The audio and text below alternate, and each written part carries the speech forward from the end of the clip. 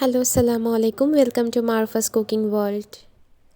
আজকে আমি আপনাদেরকে দেখাবো কিভাবে সাদা ঝরঝরে পোলাও রান্না করতে হয়। এর জন্য প্রথমে আমি 2 কাপ পোলাও চাল ভালোভাবে ধুয়ে নিচ্ছি। মোটামুটি 2-3 বার পানি পাল্টিয়ে ধুয়ে নেওয়াই যথেষ্ট। এরপর আমি পানি ঝরতে দিয়ে দেব। 15 থেকে 20 মিনিট অ্যাটলিস্ট এভাবে রাখতে হবে। অন্যদিকে আমি একটি পাতিলে কিছুটা পানি নিয়ে নিয়েছি। এরপর এতে পাউডার দুধ মিক্স করব। মূলত আমি পোলাও চালে ইউজ করার জন্য দুধ বানাচ্ছি। আপনার চাইলে গরুর দুধ বা যে কোনো দুধ আপনাদের কাছে থাকলে সেটা ইউজ করতে পারেন। আমি এটা এখন একটু জাল করে নেব। আর অন্যদিকে আমি 4 কাপ পানি ফোটাতে বসাইয়ে দিলাম। এদিকে আমি একটি প্যানে সয়াবিন তেল ঢেলে নিচ্ছি।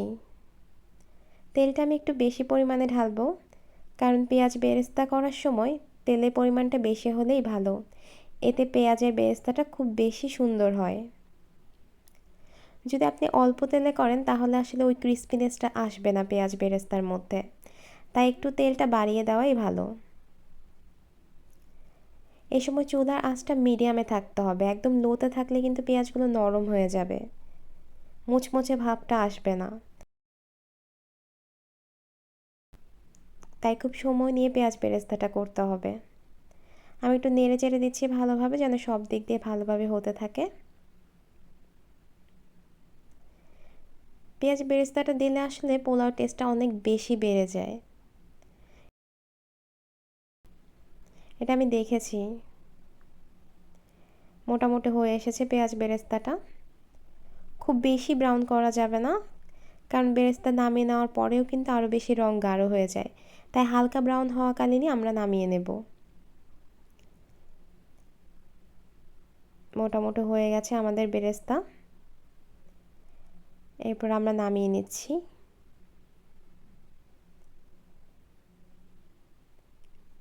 খুব বেশি ডিপ কালার করে ফেললে কিন্তু তেতো স্বাদ চলে আসবে।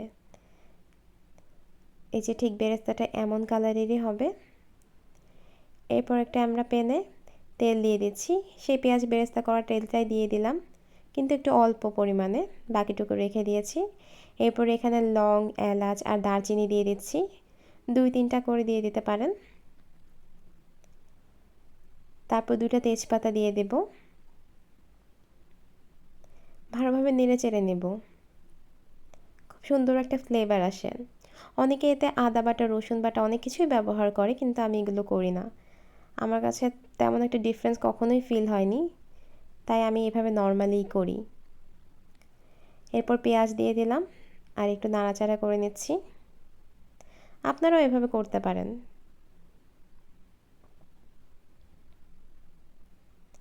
হালকা নাড়াচাড়া করে এখন আমরা পোলাও চালটা ঢেলে দেব।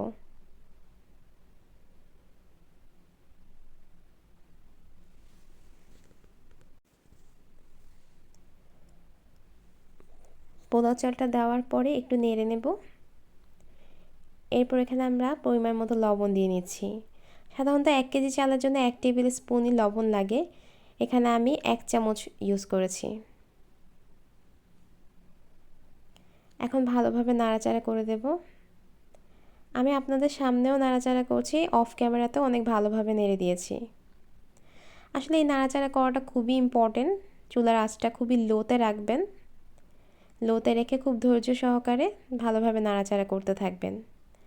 পোলাও চাল ঝরঝরা হওয়ার আসলে রিজনটা এই নাড়াচাড়াটা প্লাস হচ্ছে পানির পরিমাণটা ঠিক করে দেওয়া। এই দুইটার ওপরই আসলে ডিপেন্ড করে যে কতটুকু ঝরঝরা হবে পোলাও চালটা। এই কাজটাও খুবই ধৈর্য সহকারে করতে হয়। আপনার যদি হাত ব্যথা হয়ে যায়, কয়েক মিনিট রেস্ট করতে পারেন। যদি চুলা আঁচটা কমে থাকে, তারপর আবার বেশ নাড়াচাড়া করতে থাকতে হবে মোটামুটি 5 থেকে 6 মিনিটের মতো। যখন একটা শন শন আওয়াজ হবে তখন বুঝতে হবে আসলে হয়ে গেছে। এরপর আমি পানি দিয়ে নিচ্ছি, সেই ফুটন্ত গরম পানিটা।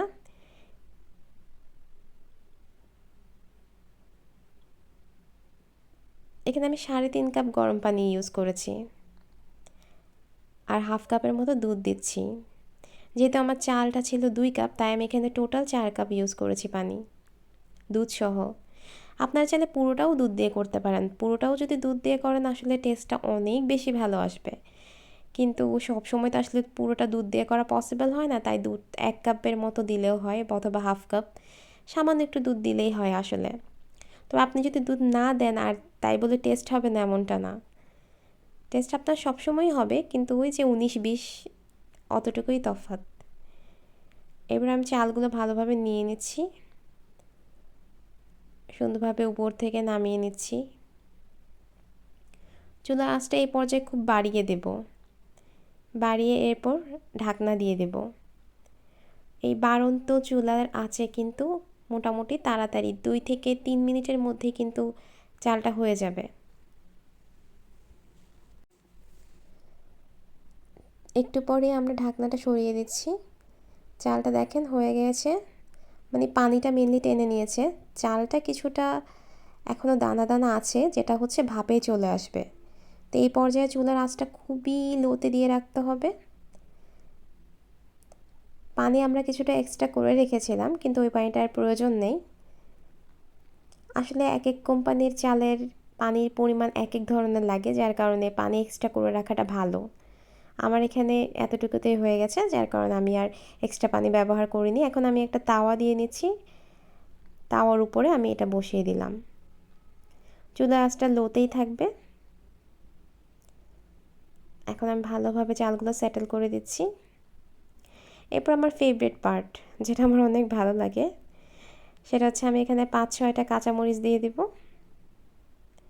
কাঁচামরিচটা সম্পূর্ণ ফ্লেভারের জন্য, এটা আসলে আহামরি কিছু না, হালকা একটু ফ্লেভার আসে।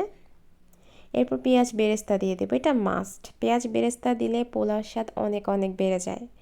আমি তো এক্সট্রা কিছু পেঁয়াজের বেরেস্তা করেও রাখি, যেটা আমি পোলাও খাওয়ার সময় আলাদা করে নিই, কারণ বেরেস্তা দিয়েও পোলাও খেয়ে ফেলা যায়, মানে বেরেস্তাটা আসলে পোলাওর সাথে এতটা যায়। আমি জানি না আপনাদের কেমন লাগে, আমার খুব ভালো লাগে।